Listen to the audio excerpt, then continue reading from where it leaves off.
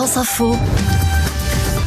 Et tout est plus clair. L'auteur de l'attaque au couteau à la préfecture de police de Paris s'était réjoui après l'attentat de Charlie Hebdo. Il s'en était satisfait auprès de son entourage. Voilà les dernières informations du service police-justice de France Info ce matin, alors que le parquet antiterroriste est désormais en charge de l'enquête sur cette attaque qui fait 4 morts et 2 blessés. Son auteur, Michael Harpon, un informaticien travaillant à la préfecture, à la direction du renseignement plus précisément, a été abattu. Bonjour Denis Jacob.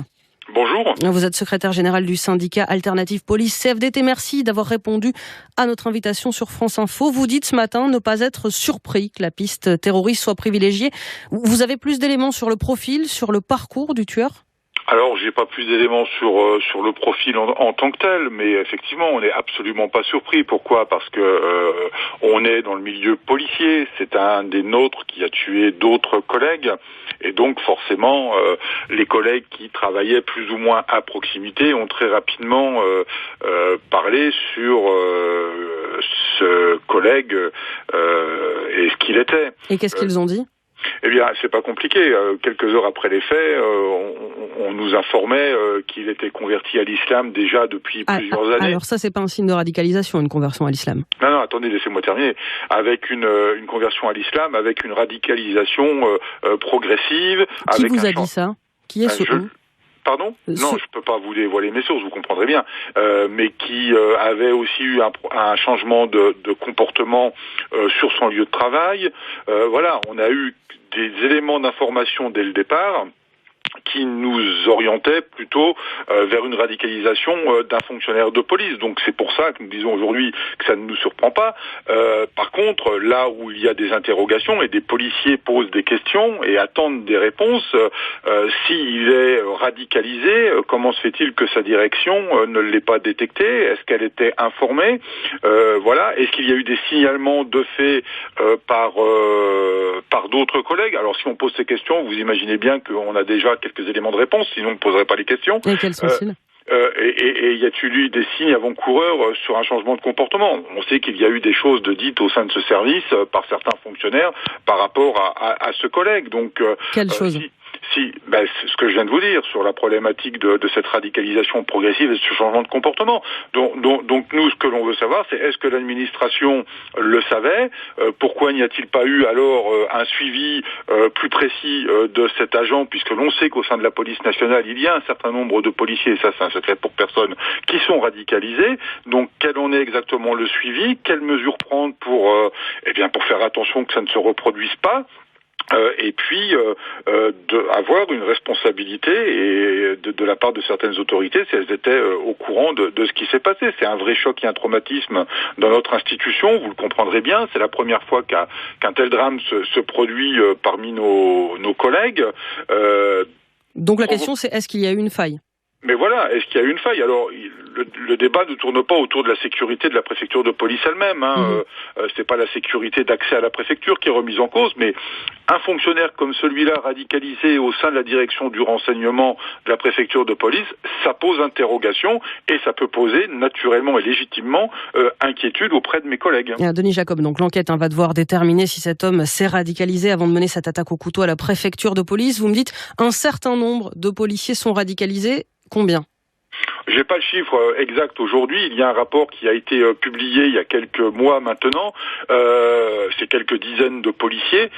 C'est pas des centaines, bien évidemment, mais ce sont quelques dizaines de policiers qui nécessitent un suivi et puis peut-être de se poser la question est-ce que des policiers radicalisés, même s'il faut pas aller jusqu'à la démarche terroriste, radicalisé ne veut pas dire que c'est quelqu'un qui va passer forcément à l'acte, mais toujours est-il qu'il faut se poser la question de la présence de policiers radicalisés dans notre profession, mais pas que.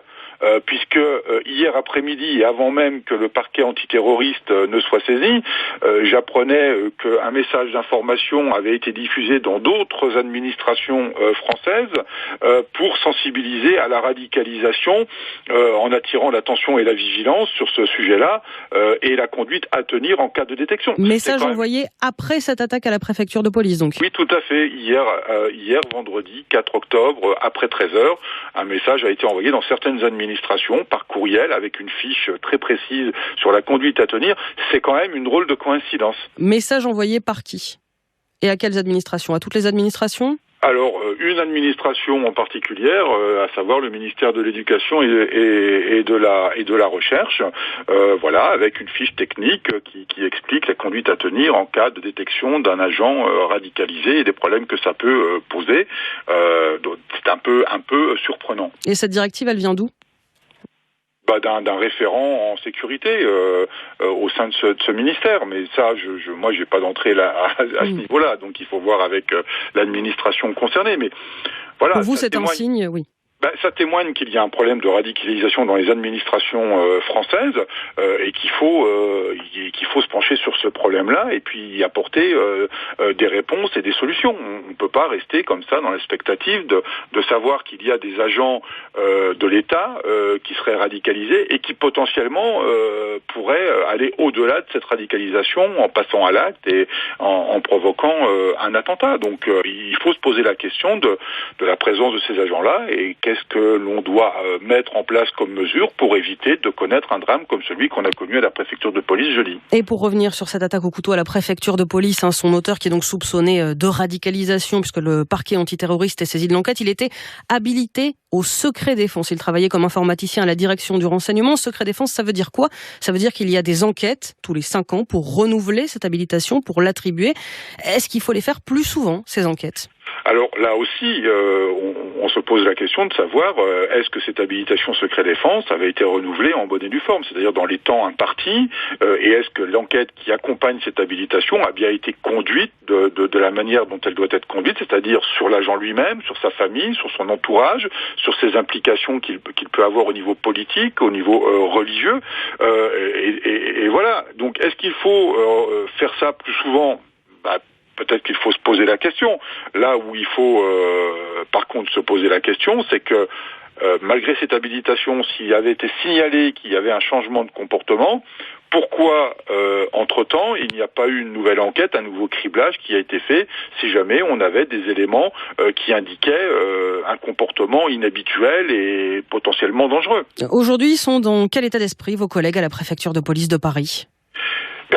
Les collègues sont choqués, traumatisés d'une part parce que on a été touché en plein cœur. Je veux dire, ça s'est jamais produit au sein de l'institution policière que l'un des nôtres tue d'autres de nos collègues. Donc il y a une énorme tristesse et puis il y a ces interrogations sur comment un agent qui était affecté à la direction du renseignement a pu passer à travers les mailles du filet. C'est juste. Vous attendez quoi, votre ministre, du ministre de l'Intérieur, Christophe Castaner ? Du ministre en tant que tel, j'attends déjà qu'on ait... alors c'est pas le ministre, c'est la justice, c'est le parquet antiterroriste, déjà qu'on fasse toute la lumière sur cette affaire. Et puis du ministre de l'Intérieur, le cas échéant, qu'il y ait peut-être une enquête administrative pour vérifier s'il y a eu des failles dans la gestion d'un tel profil. Et rapidement, dernière question, Denis Jacob, si faille il y a eu, est-ce que Christophe Castaner doit démissionner ? Alors ça m'appartient pas déjà de vous répondre à cette question-là. Merci beaucoup. Et puis on n'en est pas là.